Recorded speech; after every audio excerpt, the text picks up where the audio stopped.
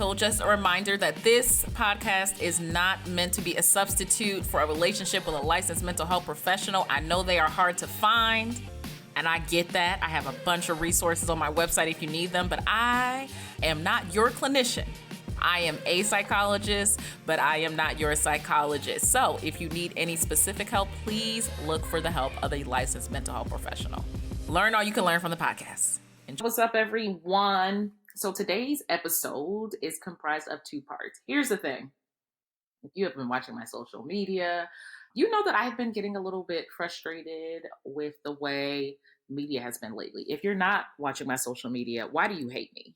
I'm just serious. But still, if you're watching my social media, you know that I've been frustrated with the way media has been portraying so many things lately. And that frustration wholeheartedly came out in a conversation that I was having with Amanda Seales.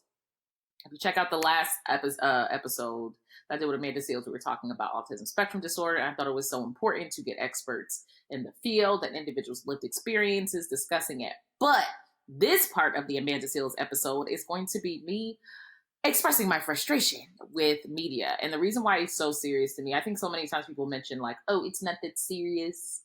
Oh, you just take things too seriously. Or do you maybe not take things seriously enough? Media is incredibly important because of representation. And there's so many individuals who may not see anyone like me, but they may see the way that I am represented in media, and they will build stereotypes and biases off of that.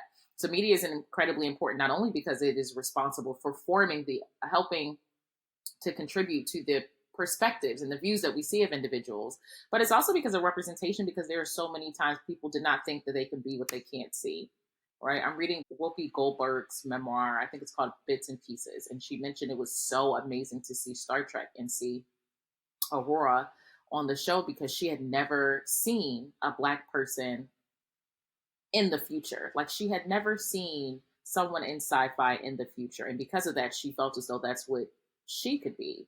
And as someone who loves sci-fi and also loves like magic, like wholeheartedly loves magic, one of the reasons why I will always stand for Rachel True is because she was the first witch that I saw that was Black in The Craft. And I don't even know if I enjoyed The Craft as much.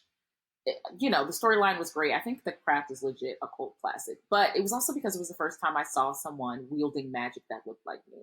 I have gotten off on a tangent, but I love Rachel True, so we're just going to go into that. But the reason why it's so frustrating for me in media to deal with like clickbait and to be in this realm is because representation is because it is that deep. I think some people found me on social media. Some people found me in person when I was doing the speaking engagement. But I'm also a professor. I'm a full-time professor. I teach undergraduate and graduate courses. I'm at Tennessee State University. And I can tell you firsthand how the impact of these false narratives and these poor representations and seeing people go after Black women and Black men every single day. I can tell you how it contributes to the development or the stagnation of the development of the mindset of your youth. I can tell you because I'm talking to them and I'm listening to them and them seeing themselves represented and seeing themselves attacked for just being themselves. That is serious, right? And I'm going to say what I hear everybody saying all the time. I actually wouldn't mind if I never heard anyone say this term again, but that is nasty work.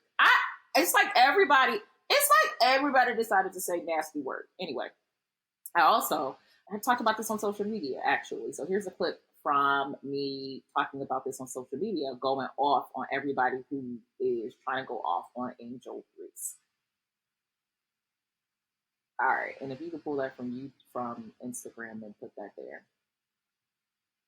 Right? Like, I be telling y'all, facts were made.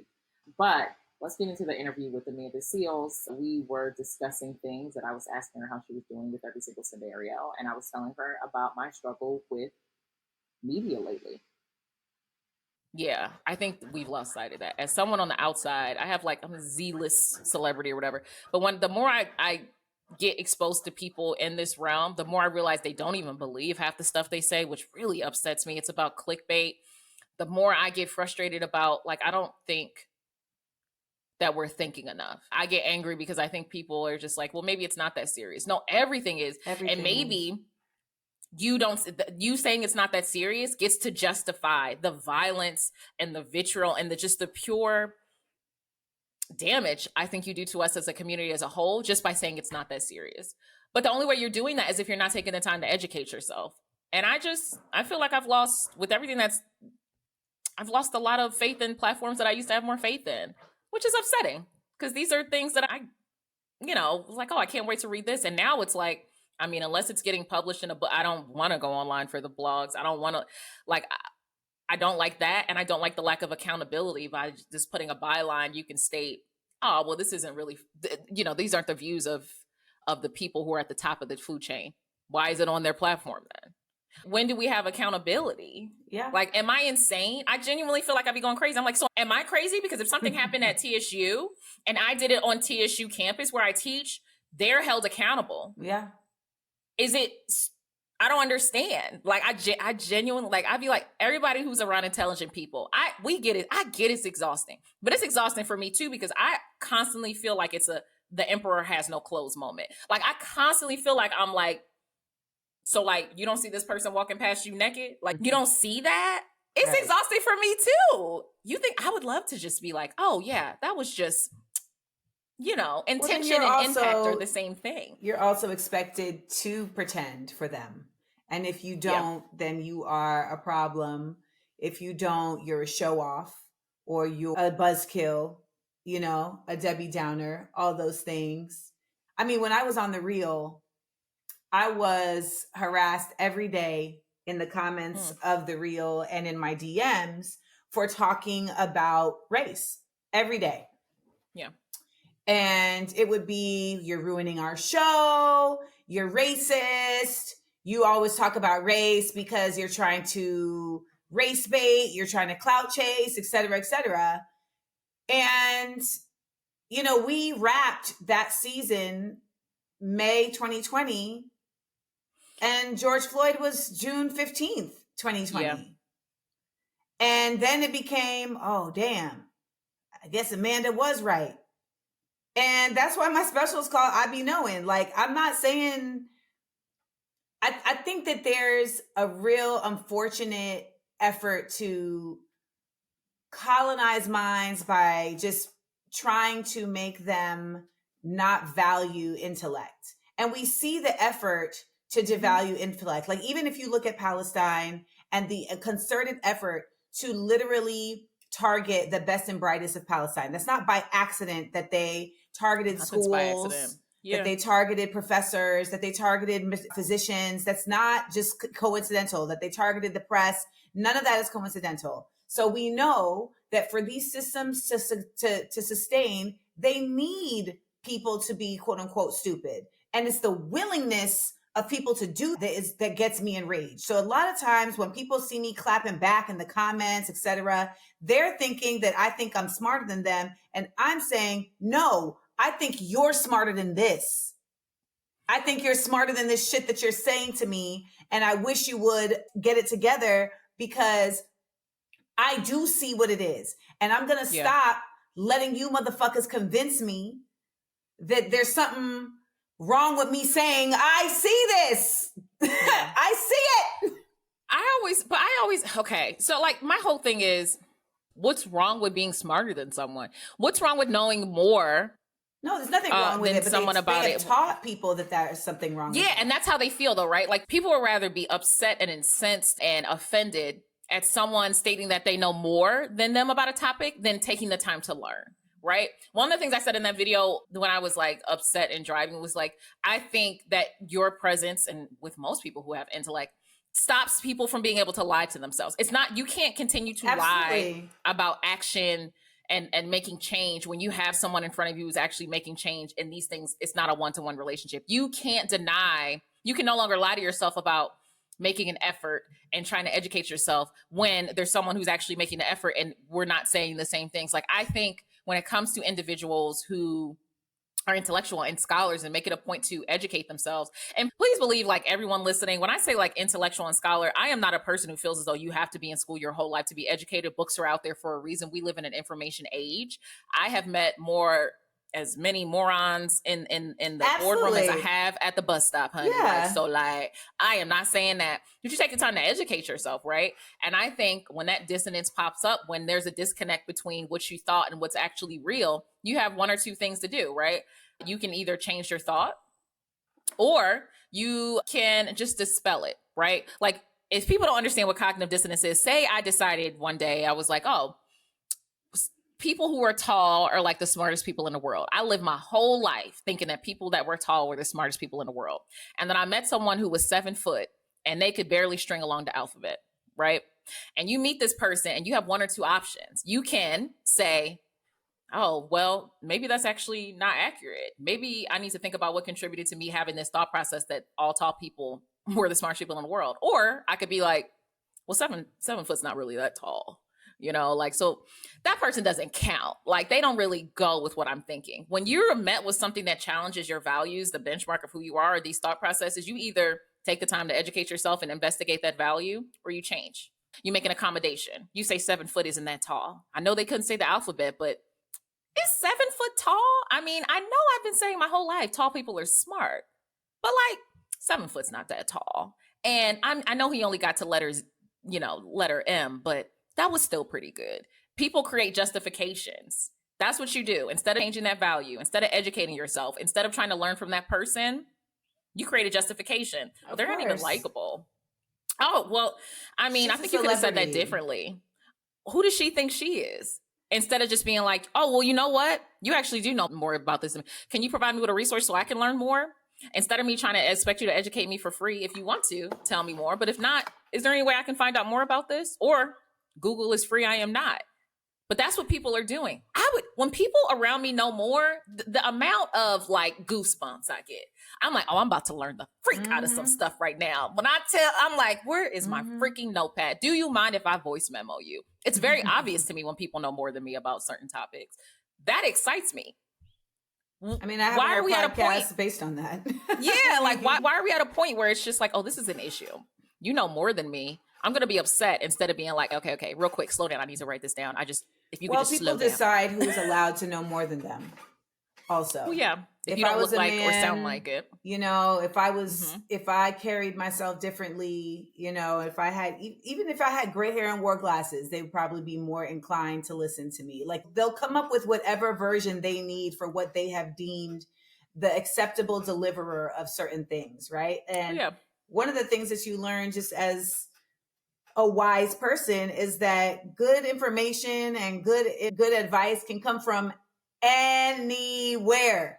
You learn how to filter, you learn how to fact check, you learn how to do that for yourself. But I mean, I get you're a celebrity, stick to acting all the time. You need to choose whether you want to be a celebrity or an activist. I mean, and that's one of the most inane, absurd statements, like literally to say, and people say it with their chest.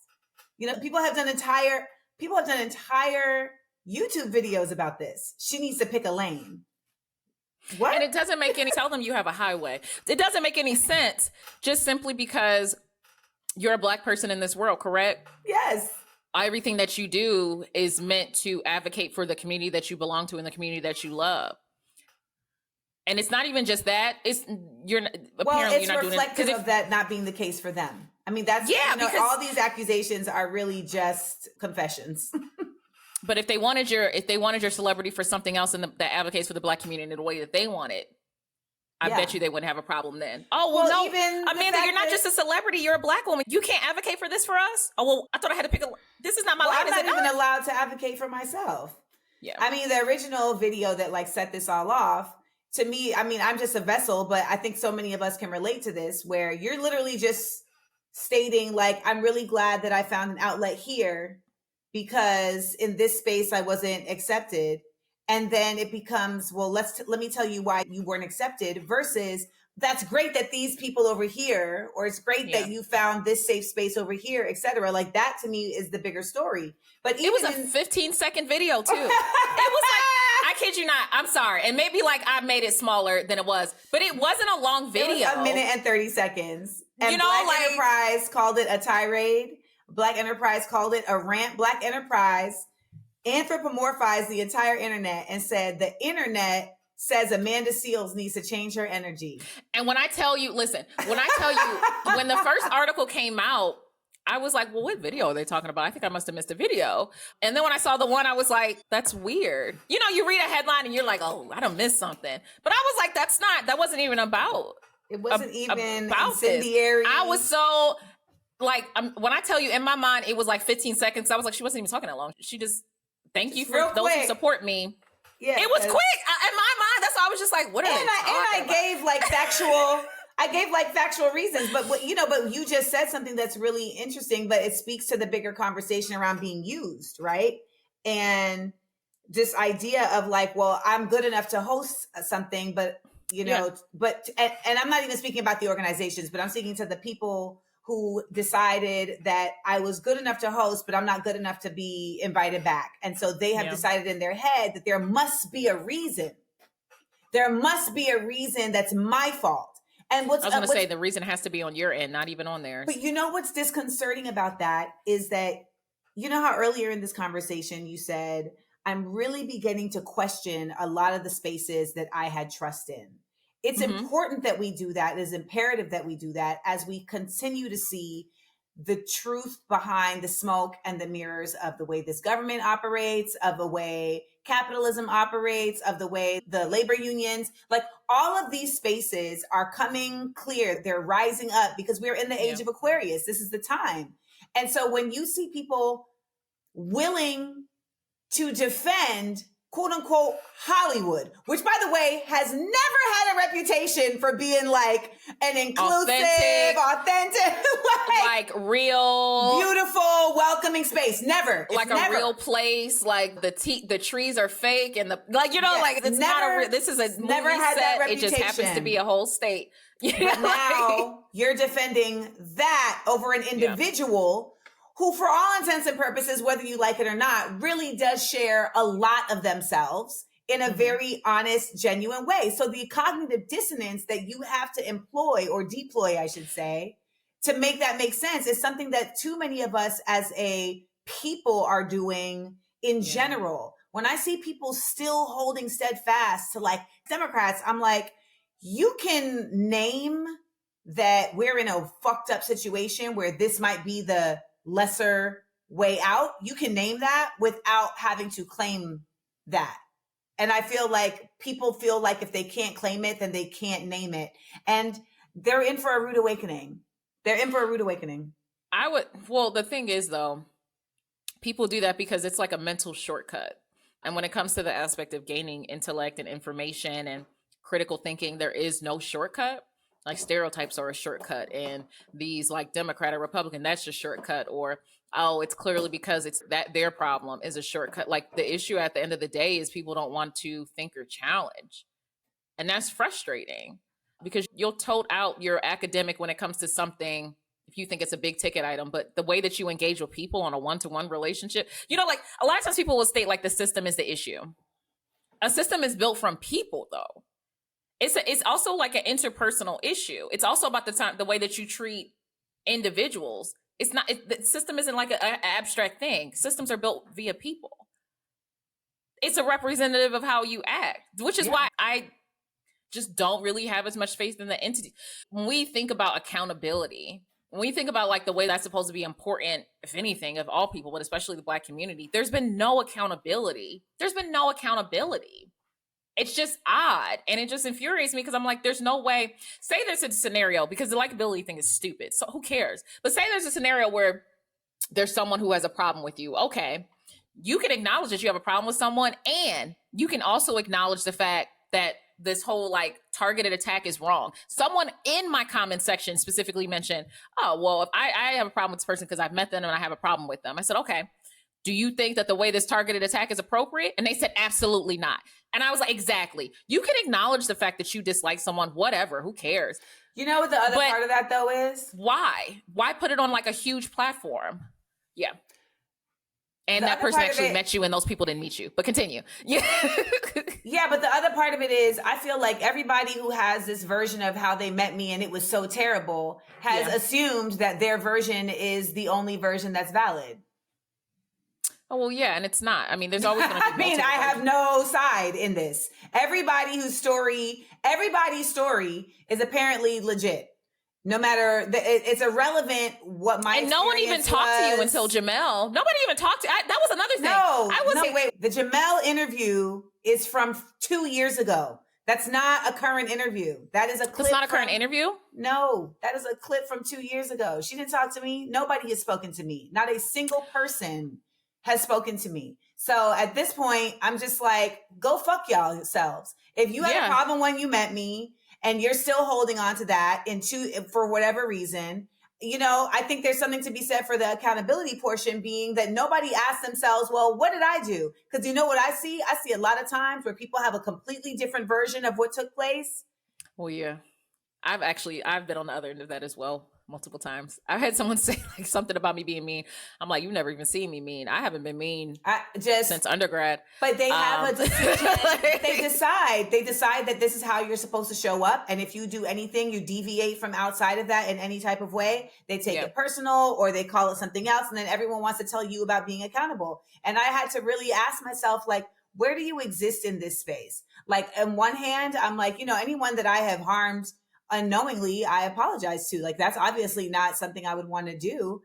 I also acknowledge the fact that there are a lot of people who decide that you have harmed them based on their own bullshit. And I lived in a house with someone who did that for 3 years. I've experienced that. You know, we've talked about several times in this conversation how you literally just existing can piss somebody off. It can. You could be like the juiciest peach in Atlanta and people will be like, I'm allergic and I'm mad at you for that. I'm sorry? Somebody in the comments said to me, you know, Amanda, when I met you, you were so rude, it turned my stomach. I said, can you just recount for me like the events of what took place? Yeah. Oh, I met you at this event in DC. We were looking to get a statement from you about the event that you had shown up at. And you were so nasty, it cleared the room. So, first of all, I have a completely different recollection of this event that I was at for like hours, by the way. Yeah. I literally talk about the event in my book. But second of all, I then followed up and said, but you didn't tell me how I was nasty. Mm-hmm. And her response was, well, I'm not going to sit here and go through a play-by-play with you. Well, then what are we doing? Why did you, what was the, you know what cracks me up about stuff like that? With these things, it's like, I remember somebody mentioned something crazy on my comment section. I was like, hi, because I think you just want to be noticed. And I want you to know I noticed you. So hello. Why? What was the point? Okay, this is what I want everyone to understand with this aspect of like these conversations. Some of y'all are just saying stuff and it doesn't add any. What was the purpose? I think like, I grew up hearing don't talk for the sake of just talking. It's supposed to add to something. It's supposed to evolve thought. I would think if somebody commented that, I wouldn't have commented it anyway, maybe a DM, but that's just me. It'd be like, oh, because I want to get to the root of it. Like, I want to have a conversation about it. Why would you comment if you're like, oh, well, I'm not about to go back and forth with you. Apparently you are, because you started this. You commented on my page. I didn't comment on yours, honey. So, I mean, you commented directly. You literally said, hello, Amanda. So I've had to really just relieve and alleviate myself of this burden because I see that there really isn't from enough people any type of genuine effort. They're really just excited to herald their discontent. And there's just simply no grace. And there's no self-awareness around any of it that I can notice because it seems like everyone's just piling on. I mean, I watched someone who I just met and offered to come on my podcast and affirmed, I affirmed them. Like we just had like a whole kiki. We took pictures together, etc. I watched them then take their time to make a video saying, well, the first time I met Amanda, you know, I felt like she dismissed me and I felt like it was because she didn't think I was pretty. And I felt like, what? How did you?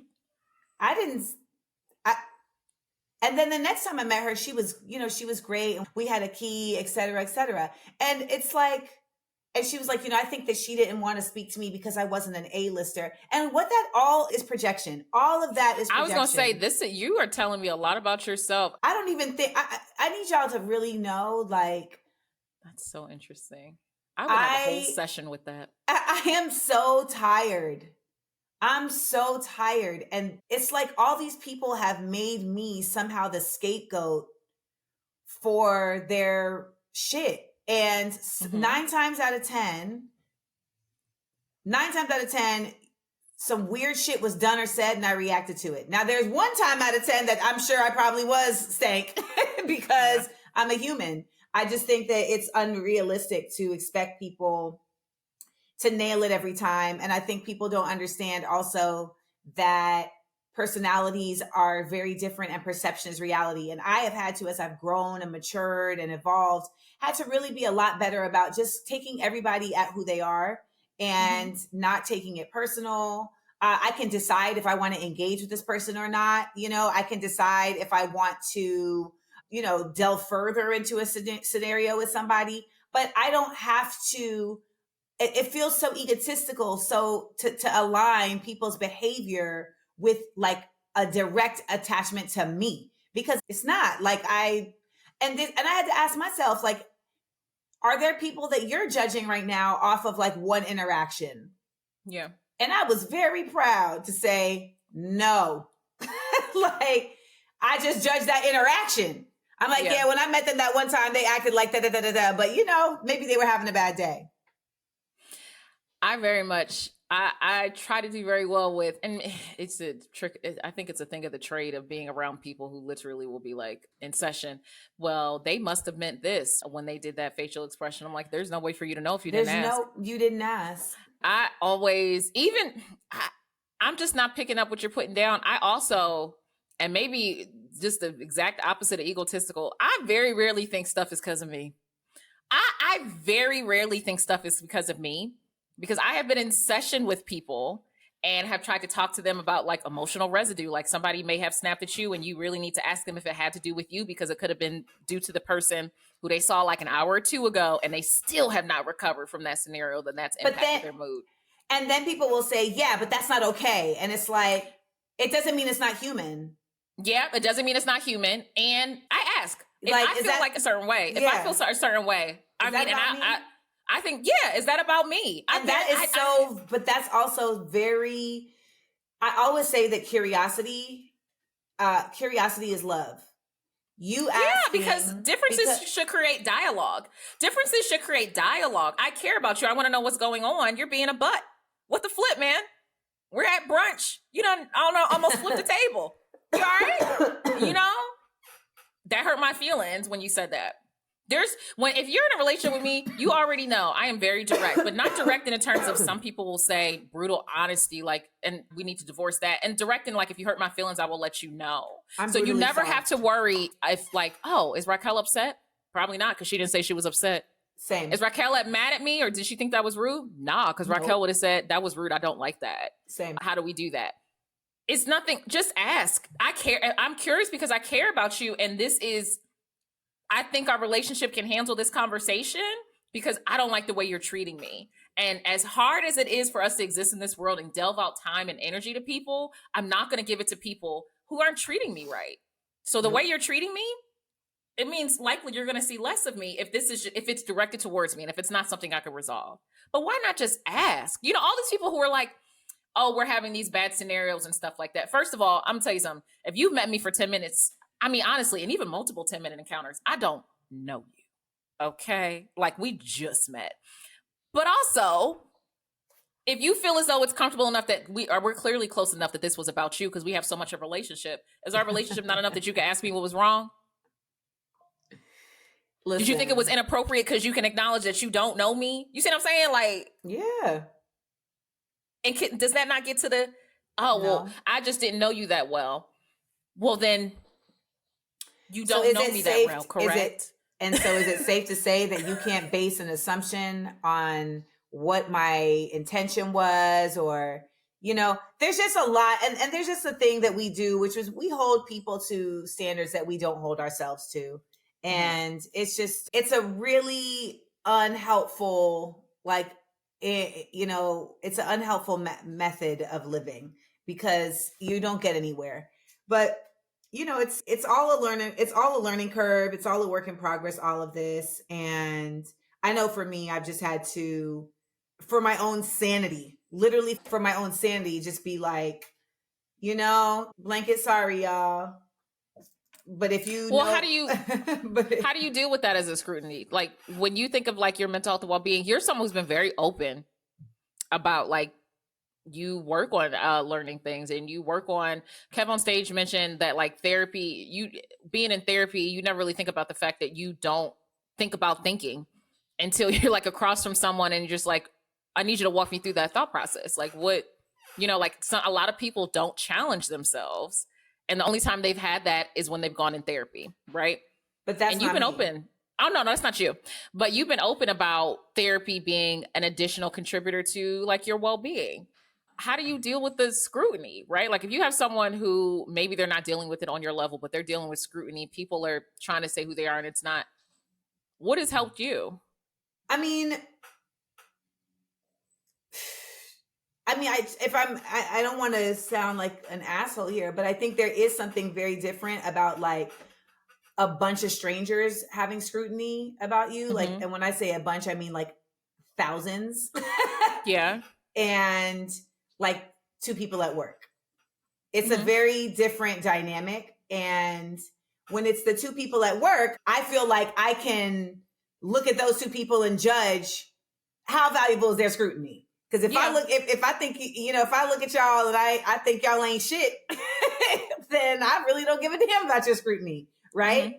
But if it's, like if it's a mentor, if it's somebody that, or a friend, somebody that you really have regard for, you're like, okay, well, let me take that moment.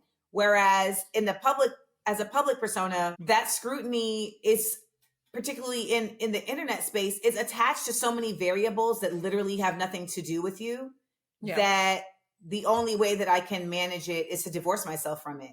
Like if you're writing 4 articles that have nothing in them of any value, all I can do is say, well, this is clickbait, right? Yeah. And then when I learn more about the reasoning behind this, then I absolutely am confirmed that this is clickbait. So that scrutiny right there was already questionable and now it's completely irrelevant, right?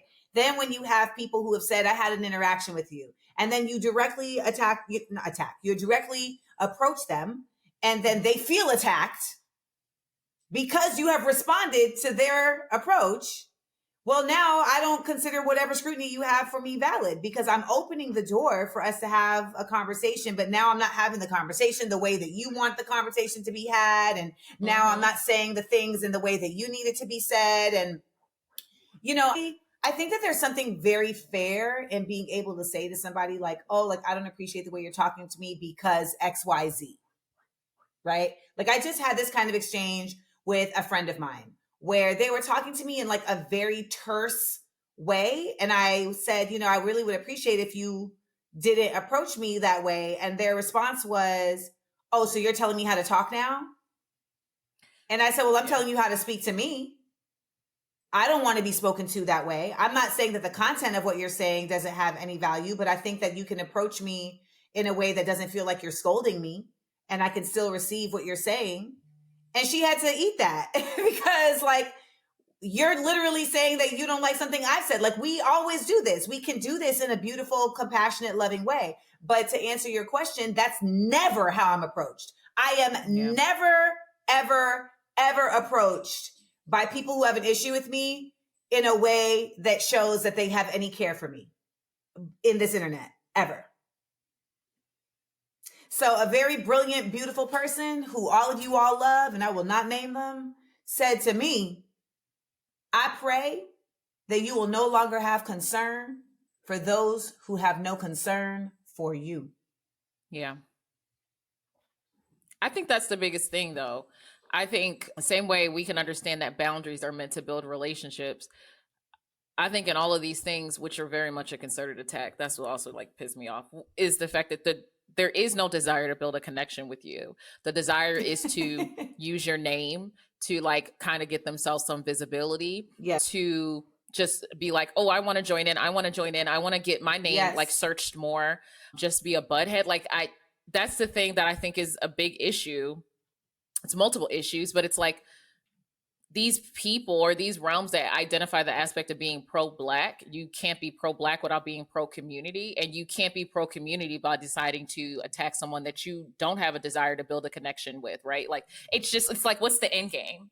What were you seeking to gain from this? Were you trying to have a conversation with me so that we can discuss this because you care about the connection? No, you just wanted your name searched a little bit more. Maybe you didn't have time for a byline. I also have an issue with people who don't understand what journalism is, because like so many times I was seeing the word journalism attributed to it, and I'm like, that's not journalism. I could write a blog. I'm not a journalist. But that's just a personal thing. But also that's the issue, right? Like, how can you be someone who's supposed to be on a platform that's pro-Black, or state that you're pro-Black, and not think about the community and think about tearing down someone individually is, as a result, tearing down the community? How do you think Black women feel seen at this point? Like, not only you not being able to advocate for Black women, being able to advocate for yourself, you can't talk on your own page about how you're feeling. No. So we just have another mirror of Black women being attacked. And now, and in addition to being attacked on my own platform, you make it a point to use your huge multiple platforms to do that. And I'm supposed to feel as though you having a couple of covers with Black women now makes it safe. That's an unsafe place for Black women. And what's not good for Black women isn't good for the Black community. That's my issue. The goal was never to build connection. The goal was to use your line, to use your name. Because one of the things I said in that video was like, and I tell you what, if Amanda Seales asked you to be on her show, you would run, because you understand that her show is a place where critical thinking is there. You're not going to get scapegoat. You're able to have a conversation, and people understand that's what credibility. If you ask these people to be on your show, oh yeah, because your name is synonymous with credibility, until it has to be focused on likability. That's the thing that gets me. Like, okay, you're right. But if we want to look up an interview on someone, and we want to know that punches won't be held in terms of like, I'm going to hold you accountable. I'm not going to attack you, but I want to hold you accountable because that's what my Black love is. What platforms do you think they're looking at? They're going to look to see if they did an interview with you. So to tell someone that do we care about likability, and then not even acknowledge the fact, even a real thing. It's not a real thing. But to use this word, palatability is what they mean to say. They mean to say palatability. They mean to say, amenability. Like, how amenable is this person? And when has change ever been created by those people? Well, I am likable to the people that like me. Yeah. So. And I would also state that, like, I don't know. It just pisses me off. I felt very enraged in this whole thing. I just remember being like, what are we doing, guys? But I think the bigger conversation is what you're saying, which is, and I do have to go because I have to go do another podcast. I have to go do my podcast, actually. But the bigger conversation as it relates to mental health is really, to me, just this idea that if Black spaces are not even considering how what they're doing is affecting the mental health of Black people, then they're not safe spaces. And just calling it Black doesn't any longer indicate that it is inherently safe. Yeah. And how long do we allow those spaces to exist? If it was anywhere else, we would be burning it down for it. No. I think and I think that's the thing that I'm like, oh, I'm still mad about this. Did everyone else still forget, or am I the only person who's still pissed? Is it just me who's still mad? Is this the whole, you think too much? Oh, Raquel, she always gonna bring a citation. Yeah, because there are many. Read a book. Read a book. But thank you so much for coming onto the show. I felt like this was incredibly helpful. I do. I feel like it was incredibly helpful, the conversation. I think people can pull something from the conversation. I think more people need to think about if these safe spaces are actually safe. Putting Black in front of it doesn't make it safe. Someone can say they're a safe space and they're not. You don't get to decide that. The same way we call people out on saying they're allies and just be like, you don't get to call yourself an ally. Why do we keep letting people call themselves safe spaces when the actions don't show that? Why do they get to rep for us? I'll also just, add to that in closing that we as individuals have to ask ourselves, what are we contributing to the space to make it safe? As a content creator, as a media a member of the media, I have to think about that. And I, of course, as I've gotten older and I've gotten more informed and more conscious of that, I do have a lot more thoughtfulness around it, which is why when you hear me go off on somebody, know that I'm coming from a place of, oh, I know this person and I know what this is. But I think that we don't challenge ourselves to also be a part of what keeps a safe space. And that is why you get people that pile on. That is why you get people that add nothing unless it's going to get them likes, whatever. I mean, the internet itself is inherently not a safe space. So in order for it to be upheld in any form of that, it's going to be by us. And I know, like, on my page, I curate. I remove people that are talking crazy to people. I remove people that are, putting forth like problematic rhetoric. And some people will say they have a problem with that. And I'm like, I don't want that shit in my fucking space. And I want people to be able to come here and know that it's not going to be that. My Patreon is the same. But Patreon, I feel like people come to the Seal Squad, they come to the Amandaverse knowing, like, I don't got to worry about that over here. And I feel really honored that is the space that we have created over there, because it really is just a different experience. And it's made it a lot easier for me to just post on Instagram and keep it moving and not even look. I don't even look. I'm at this point, I post and ghost. Yeah. So, but thank you for having me and for always being a light in the darkness and, shine in the light. Yes, and continuing to challenge the status quo of stupidity. So as y'all know, I like to do my due diligence, and I was talking to one of my colleagues, Webby award-winning Garrison Hayes. Garrison Hayes won a Webby for Best Creator. His work is amazing. If you're not following him, do something with your life. He's also the author of a book about Juneteenth, which is a kid's book, which is amazing. But anyway, I was talking to him about how I was like, man, I'm just losing faith in media, and words have always been hallowed ground for me, and media is just a way to take words farther. And I'm sick of people attacking individuals and all that. And he was like, I feel you. Have you heard of Capital B News? And I was like, I have not heard of Capital B News. Tell me more. He said, at any time when I feel as though I have lost faith in certain things, and I can understand the struggle, Capital B News gives me faith. Right? So I was like, okay, looked up their social media. Capital B News is bomb. It's a local, national, nonprofit news organization that centers Black voices and audience needs and experiences and partners with the communities that they serve. There's Capital B Atlanta, there's Capital B Gary, and they're the first two and a growing network of local newsrooms that are anchored by Capital B's national hub. Now, I personally think Capital B News is going to be any and everywhere. And in thinking about this, I was like, oh, well, I have to talk to someone who knows about this, because I totally get how I see things as a consumer. And I know that it's never that superficial. It is legit always that deep. So I thought that I would speak to someone at Capital B News, and I was able to reach out to Akoto Ofori-Atta, who is a co-founder and chief audience officer of Capital B News. She is co-founder with Lauren Williams, who is the chief executive officer, and there's also Gillian White, who is the senior vice president of programming and revenue at Capital B News. Akoto also surprised me because there are a couple of people on her team that are actually in Nashville, so I can't wait to get up with them.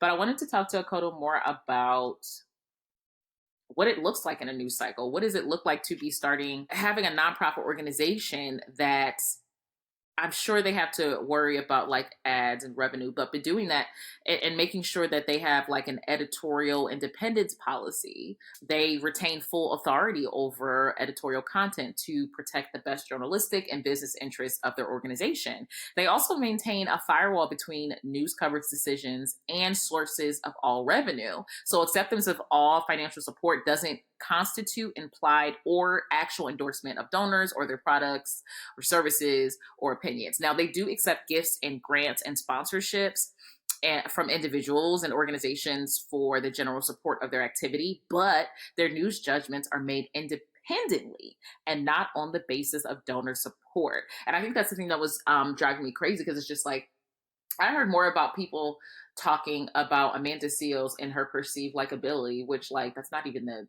issue. Then I heard about individuals covering Sean Combs. And I think one of the biggest things that people were talking about is because everyone understands that Sean Combs' money is long. And I think they decided to avert it. But it's just like, it's so stressful to me. And the thing that frustrates me is just like, it can't be protect black women until they're dark skinned, until they're overweight, until they're queer, until they're socially liberated and sexually liberated, until they're in the same gender living community, until they wear natural hair, until they're ratchet. It's not protect black women until, it's protect black women. And that's the same thing for protecting black men and protecting the community, he, she, and they. And when we think about the aspect of money that goes into news and media, yes, I totally understand you got to keep the lights on, keep the doors open, but I feel like I think we have lost the importance of what media does, not only for it to be, as a pastime, but it was meant to help drive individuals and drive messaging and contribute to our community, right? So that's why I was so excited to sit down with Akoto when it came to discussing Capital B News. And here is our amazing conversation. So one of the reasons that I really thought it would be interesting to have Akoto on the show was because, just like I mentioned earlier, I am actually starting to lose a significant amount of faith in media. And I feel like that's very difficult for me because as someone who tries to stay plugged in, I have found myself rolling my eyes so much when I'm looking at sources that primarily are supposed to center our experience. And then my friend Garrison Hayes stated, like, I feel similarly, but do you know who keeps me having faith in media is Capital B News. So I thought you would be amazing to have on the show since you are the co-founder and chief audience officer of Capital B News. So thank you so much for coming on.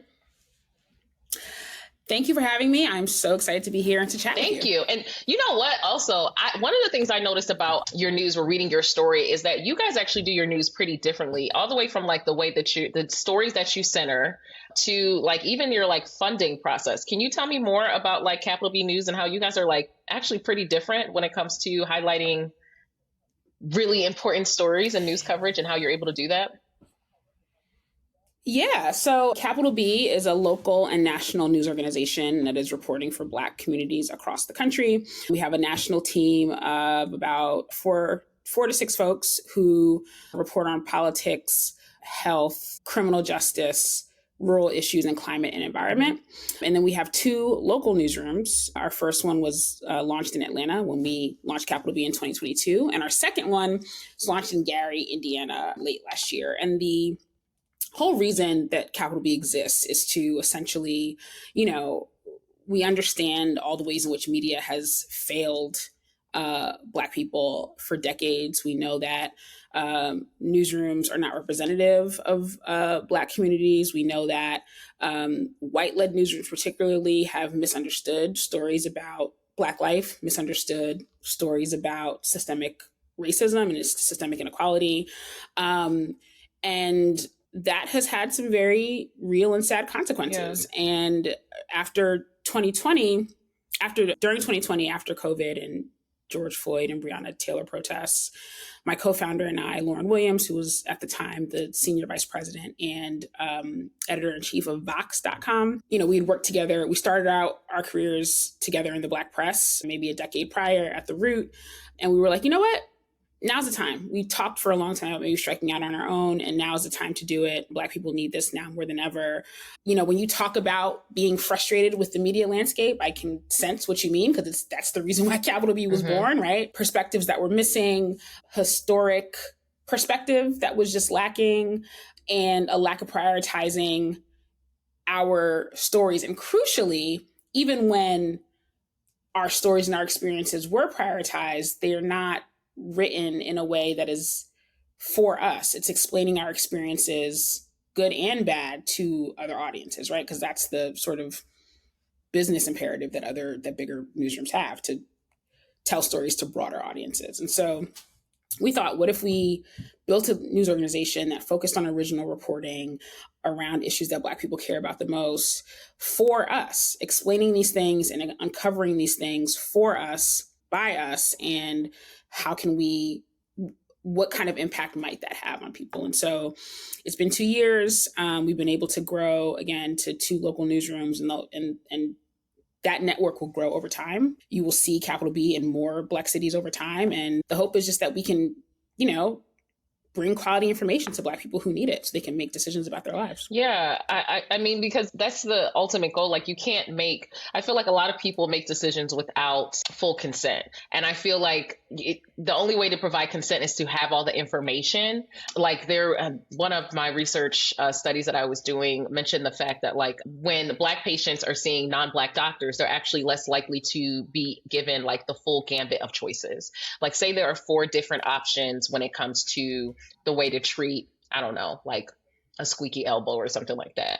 And because of the biases that this individual doctor has for these Black people, they only give them like 2 of the choices that they think will actually, like, oh, they're probably not going to do this, or they probably can't afford this, so I'm going to give them 2 choices. So they think that they're making informed consent. But informed consent means you're telling me all 4 choices and you're providing me with that education. I'm making a decision, right? And I feel like media is another option, another way to be able to give people the informed consent. It's like, okay, so I'm going to choose to be a butthead, but I do know all the information out there to make me less of a butthead. I'm just going to make this choice for me, right? Like, and I think media outlets that are dedicated to providing important information, like, they're giving you the option to have informed consent.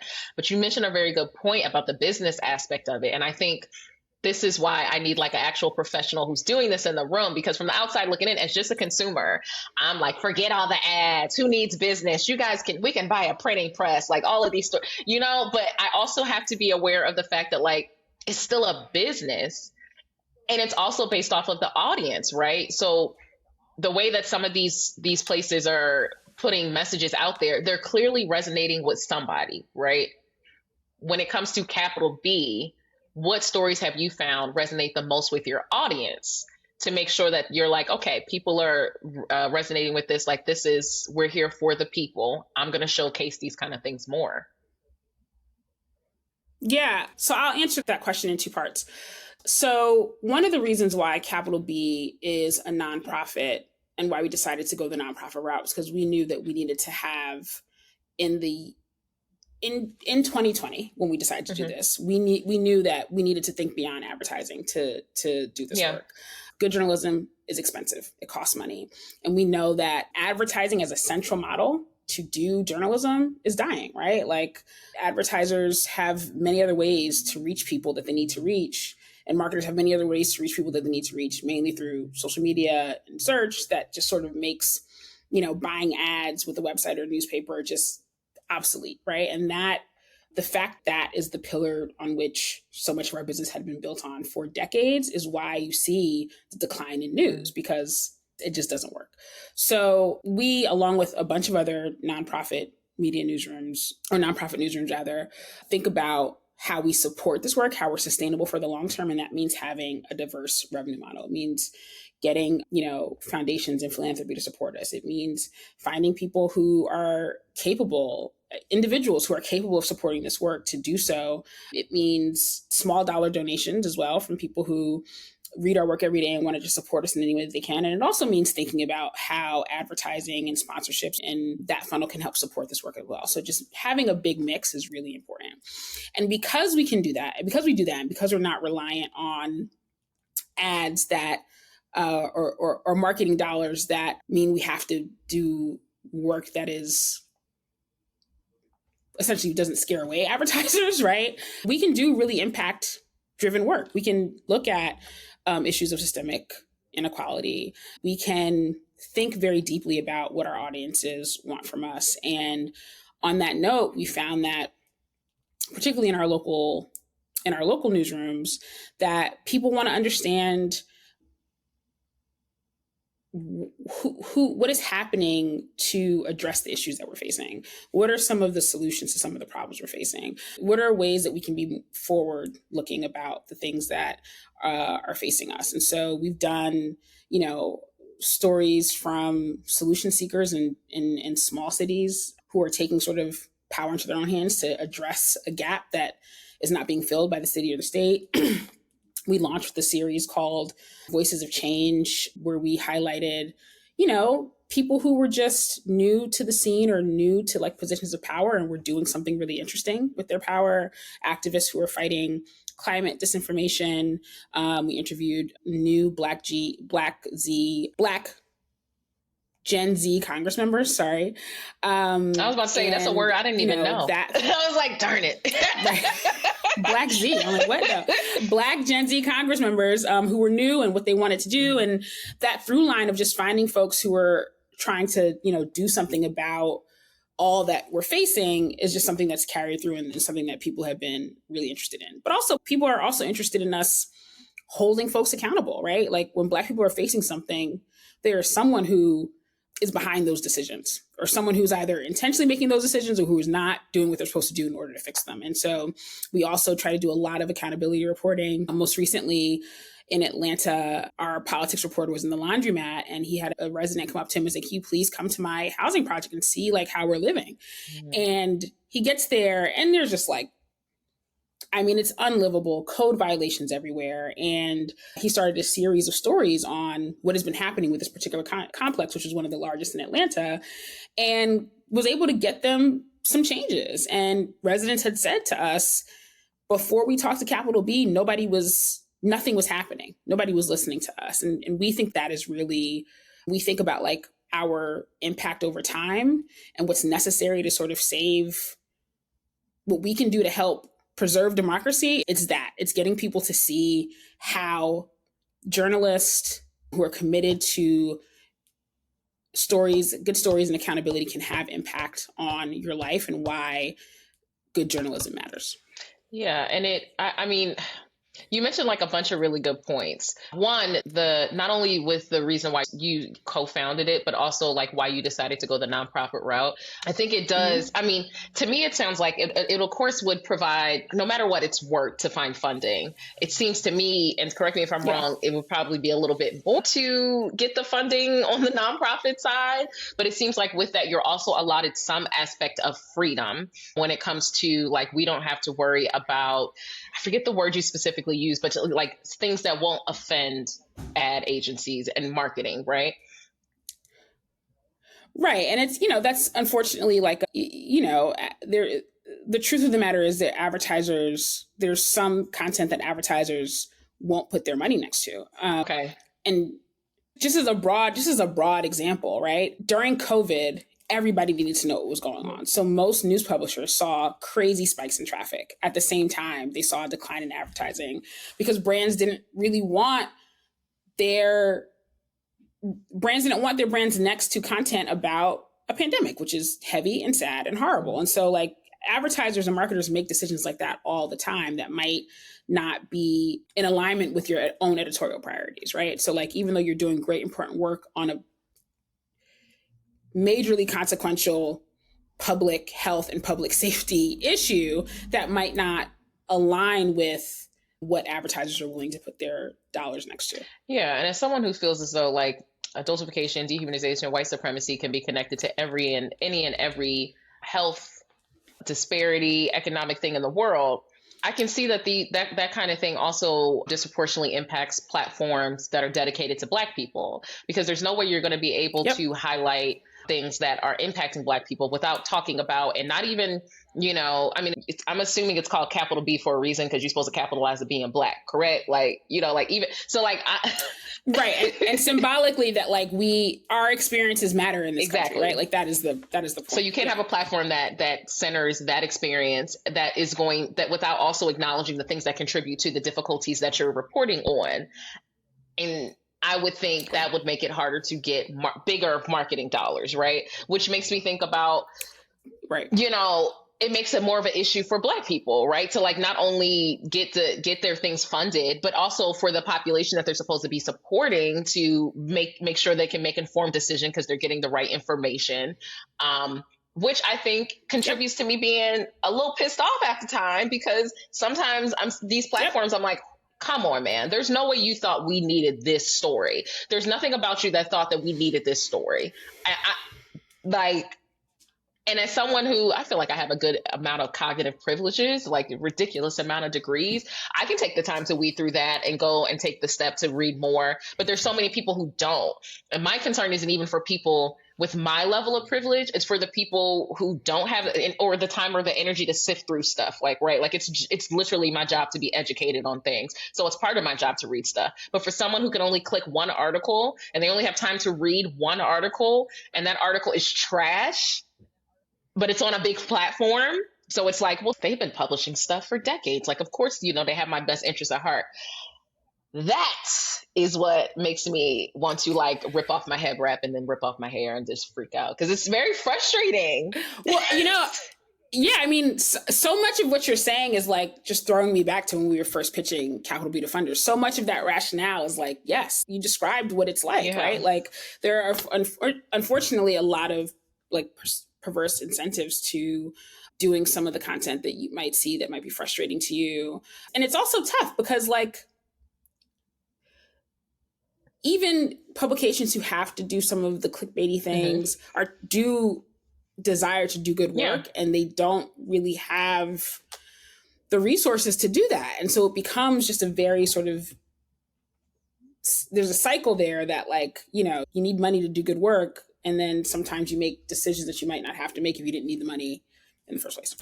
So we wanted to be free from that as much as possible. And so, yeah, we've been able to do the kind of work that we want to do. Yeah, it's good work. Just as a consumer, you know, just as someone who's Thank you know who I'm not reading, like certain platforms. So, but if you think about the aspect of clickbait, as someone who is actually in this realm and you've been doing it for a minute, how do you define clickbait, and how do you think that impacts headlines, that impacts the journalistic credibility and, you know, reader trust in the first place? Yeah, I think I describe clickbait as get somebody to click on this by any means necessary. Any means necessary. It doesn't really matter what else. Like, it doesn't matter if I deliver on the promise that I'm, you know, it doesn't matter if I'm actually even delivering on the thing that I'm purporting in my headline. Just like do something sensational enough to get somebody in here, because that is something that I can count toward my traffic advertising goals. That's how I see it in the broadest sense. And we've done surveys of our audience, our newsletter audience specifically. And one of the things that came back that people really appreciated about Capital B is, and how they saw us differentiating ourselves in the market, is that we did not traffic in sensationalism. So this is a thing that Black people see and know and understand and are like upset by and want to see more news organizations stay away from that. And I think that's particularly now, you know, like particularly in an election year, we need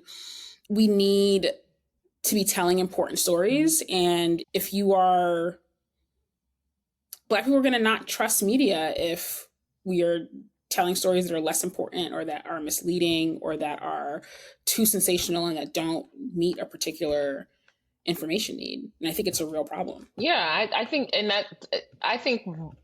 it's important because we will lose trust. And it's even more frustrating because it's like I go back and forth. I get the aspect of like, it's a business and things cost money, and that's important and understandable. But then I also go back to the aspect as someone who, you know, very much identifies themselves as a scholar, someone who also sees it as like, I am a professor, I'm seeing patients, I'm publishing the research. These kind of clickbaity things that show us in these like stereotypical minstrel, you know, like archaic ways, they impact, like, I'm having conversation with students who are like, I'm sick of seeing myself look like people who look like me being portrayed this way. And I think sometimes, like, as a consumer, it's easy for me to say this because I don't own a company, but I think that people aren't really understanding the detriment that this has on the long game when it comes to like the mental health and well-being of Black people, like consistently seeing yourself as a caricature, or because we're not the only one ingesting this content, right? The reason why I tell my students, like, it's so important to be aware of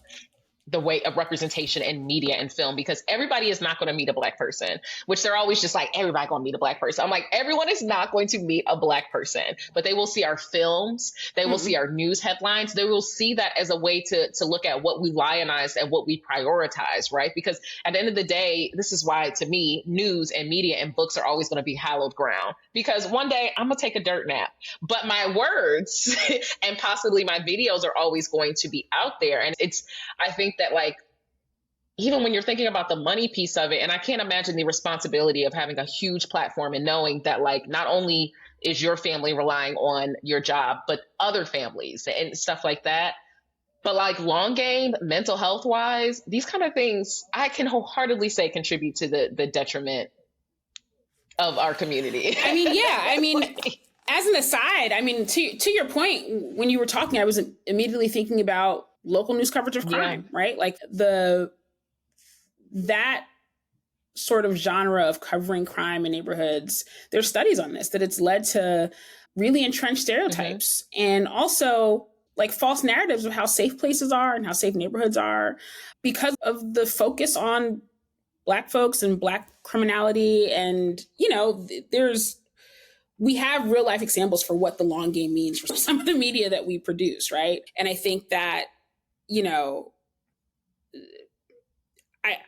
I too am really frustrated about a lot of things, but I also have to say, much like your boy Garrison, I do feel a lot of hope because we're in a nonprofit space and we started Capital B in a wave in which our industry has started grappling with a lot of these questions. And there are a lot of nonprofit news organizations who are centering community, who are doing things in a really unique way. It's not just Capital B. We belong to a class. I like to think of us as like a force of news organizations that are trying to bring some truth, some importance, and some like relevance back to the lives of people who have been like generally ignored by media, and in our case, Black communities. Yeah, I love that. And speaking of like also like bringing some more life to that whole aspect, you're also going on a Black political power tour. Tell me more about that. Tell me more about like, what are the goals, where you stop in, all of that. Yes. So our election mission statement is on our website. And it falls into 3 pillars. What do we want to do this election season? We want to be of service to people, right? Like actual service. We want to be able to give you information on who you're going to be voting for, give you information on what the rules are for how you can vote and engage in the civic process in your state, in your city. We want to explain the stakes of all of the races, right? Like these are not, we don't follow races just to see who's winning and who's losing, right? We want to be able to tell Black people, Black folks, what do I risk? What does my family risk? What niceties and what civil rights do I risk if this particular candidate wins or loses, right? Like that's what you need to know exactly what the material impact on your life and your family's life will be based on whatever outcomes we face in November, right? And then we wanted to really center Black political power. We wanted to remind folks that Black people are not a monolith, but that our vote and our voting power can have real impact on the trajectory of the country. And so really wanted to do something that could bring that to a real high pitch this election season. And we thought that, you know, going on a 7-city tour, primarily in battleground states, where Black people are facing some of the biggest threats to the erosion of our democracy, would be a way to just sort of elevate this conversation and to also be of service to folks in those cities. So Black Political Power Tour starts next week. We're kicking off in Oakland. California is not a battleground state, but Oakland is a historic site for Black political power more broadly. So we'll start there. We have news partners across many of the cities that we're going to. And here's the big test, Raquel, because I know the 7 cities, but every time I start to say them, I always forget. So here we go. Oakland, Philadelphia, Detroit, Charlotte, Phoenix, Atlanta. See? That's all of them. Is that not 7? No, Milwaukee. There we go. Milwaukee. There we go. I got it.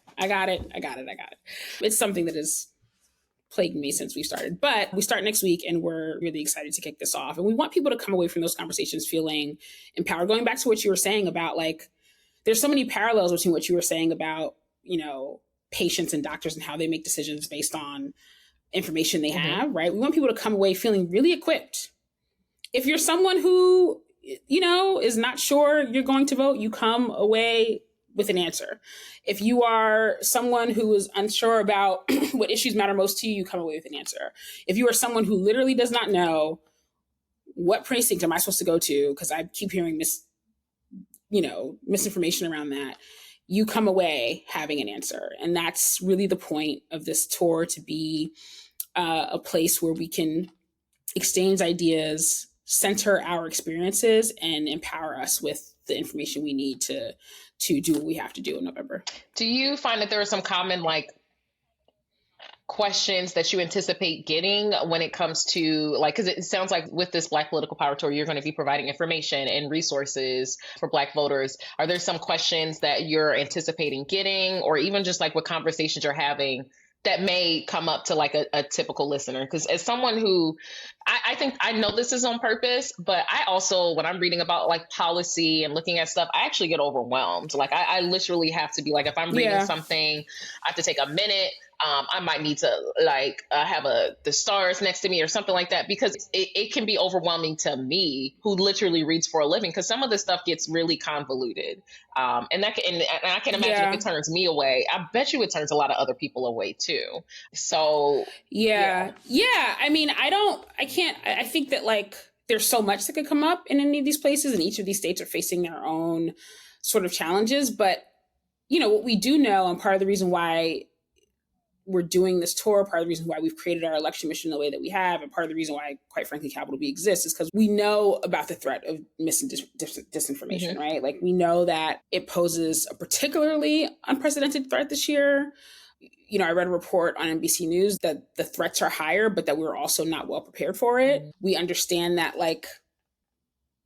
a campaign to make folks disbelieve the results of the last election has really shaken people's faith in how democracy works. We know that there is technology now that wasn't as available 4 years ago that can help spread lies way more quickly. And we just know that generally the safety nets that we had 4 years ago are just not as present, right? Even social media platforms, large platforms that are responsible for a lot of the exchange of information around elections, are deprioritizing news and particularly not surfacing political news. So all of these things are coming together in a way that makes things very scary and precarious for people, right? And so we're prepared to talk about all of that, to try to inform people about what they can do in the face of all that, and really, again, center the idea of shared understanding of truth, and how to see it, and how to find it, and how to not be persuaded by anything else. I like that shared understanding of truth. This tour is going to focus on facts, not fabrications, guys. Yes. And also people will have opportunity. Yeah. Also people have opportunity to talk to, activists in the areas, elected officials. Maybe some people will get some direct answers from folks who have the power to help change things. Yeah, and I love that, because one of the most amazing things about events like this and tours like this is that bringing people together that can actually answer the questions locally is incredibly helpful, because I know that a lot of people get overwhelmed with okay, well, I looked on this website, but then they're doing, there's power in having multiple people just I have this question about this person, and they're going to be at this event. I'm going to just go to the event, and then there's going to be more resources. So I'm going to just go there. It's like a farmer's market for education, right? I'm going to get honey from this one, which I needed. I'm going to get some candles from this one, which I didn't need, but it was still helpful. I always feel like it's helpful to have stuff in one area, because one of the hurdles is people just don't there's only so many times it's you're going to get 3 clicks from me. And if I don't get all the information, oh, well, I might not need it. Right. Yeah. And so we're hoping, and there's also going to be at these stops a place where you can register to vote, right? Not just find out about your voting district, but if you're someone who decides as a result of coming to our events that you want to register, we'll make that available as well. So we are hoping that people can come and get, a lot of different things that they need. Yeah, especially the voting district thing, because that was a big issue. People going to one place which already had a big line. And then by the time they go to the front, they find out that's not where they're able to vote, which of course is very much a tool. So if you guys take nothing from that, Absolutely. Take the location down, take a picture, write it down. Cause that's how they get in a lot of people oh, this isn't, you can't vote here. Yep. And by the time you can go to the other one, closed. Yep. So Yep, exactly. That's exactly right. It's exactly right. And Baton Rouge, one of our political reporter did a piece on there's some activists who are coming up with some technological solutions to combat misinformation. And the opening anecdote is a woman in Baton Rouge who would see signs in Black neighborhoods about voting precincts that because of her own knowledge of the city, she knew they were wrong. And she says that she would see them every year around voting time. Has no idea who puts them up, but she ends up taking them down and putting up the right information. And so, these are not things that this is not theoretical, right? Yeah. Like, there are people who are like intentionally trying to mislead Black folks around election time. And it's important that we have a really strong media apparatus to combat that. Yes, because they know how powerful we are when we get the right information. That's why, if it wasn't, I just like, if y'all take nothing else, they understand the power that we have, which is why it's always a goal to try to steal it. Bottom line. If it wasn't, if we weren't powerful, they would be like, yeah, sure, they can vote. It's not a big deal. It is a big deal. It's a big deal. It is. So thank you so much for coming. We could talk about voting and, the very scary threats that we're facing right now. But if I could leave folks with anything, it would be that media literacy is so important. And you can check out capitalbnews.org to learn more about some media literacy. You can check out capitalbnews.org, just understand generally things that are happening for Black folks across the country. But one of the keys to making sure that you are well informed is to really have a variety of sources that you trust and making sure you're keeping your media diet varied and that you're not relying on one person or one show or one podcaster or one influencer for anything, right? Like, have as many as you can and help so that you can make your own decisions about how you want to move. That's just really important. And, I would argue more important now than ever. I agree. In addition to finding you on your website, are you on any other social media platforms? Can they also look at your stories and stuff like that on Instagram for Capital B News? Where else are you? Yes, you can find us on Twitter and on Facebook and Instagram at Capital B News. We are also on TikTok at Capital B News, and you can also go to our website and subscribe to our weekly newsletter, both on all of our sites, on our national site, on our Atlanta site, and on our Gary site. All right, y'all. That was Capital B News. I also really want to big up the Black Political Power Tour. I think it's really important to engage in things like this. Now, the Black Political Power Tour, they were in Oakland, California, May 23rd. They're going to be in Atlanta, Georgia, June 26th and 27th. They are going to be in Philly, September 26th. And they plan on being in Milwaukee, Wisconsin in September.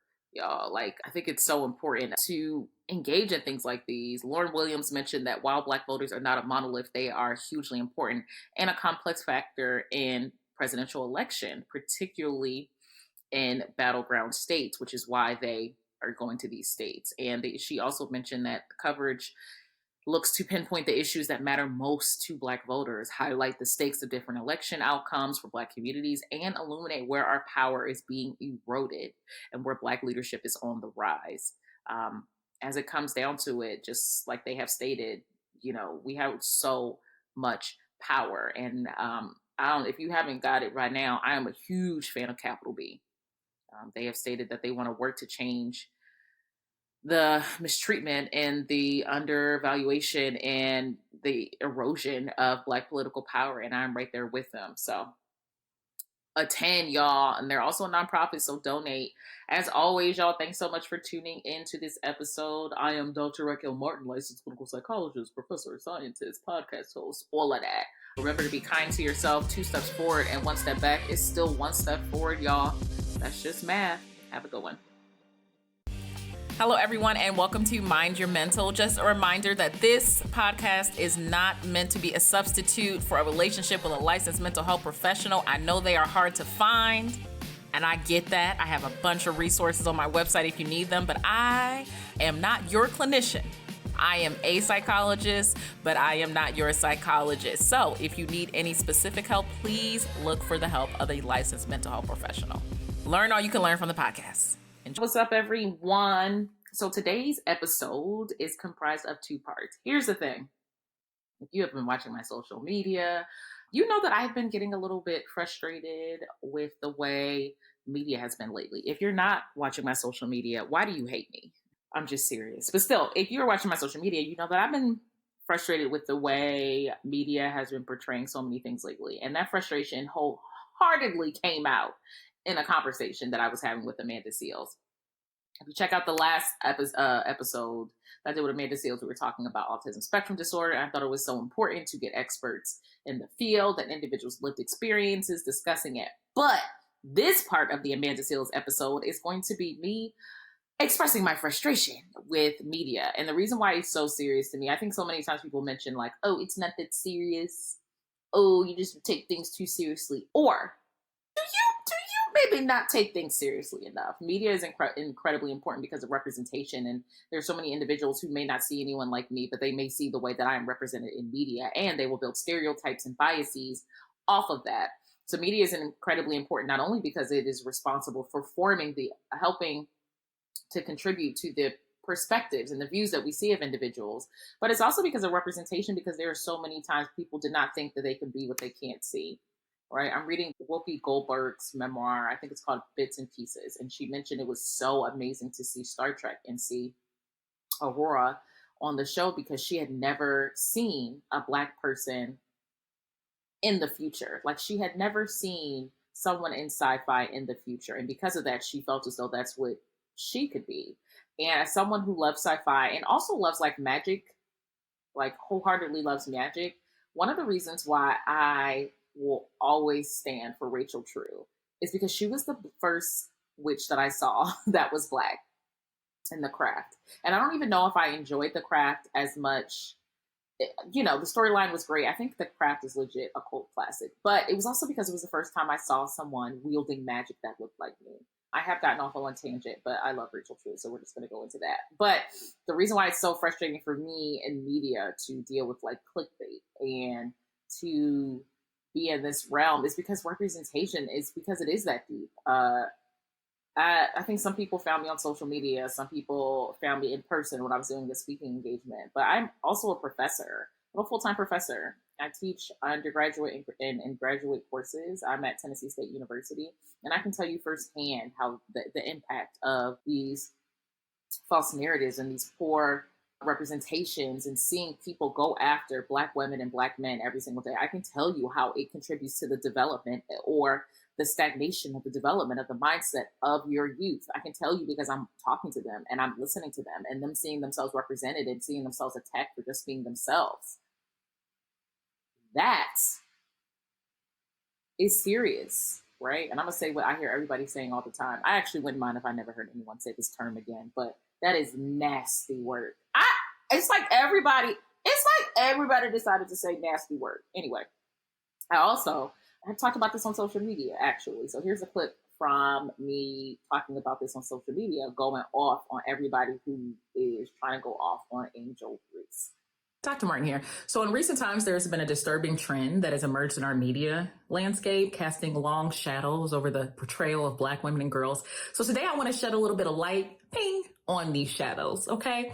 Dehumanization and adultification have seeped into narratives subtly and not so subtly, dictating that women cannot share or express emotions, and that young Black girls in sports must suck it up. Phrases like, you can't act like the big bad wolf and then cry about it. They're not just words. They're weapons wielded to diminish and dismiss, targeting figures for their likability as if their worth is measured by how much they can make you feel good about yourself, and how it affects a smile on your face instead of placing a critical thought in your head is an issue.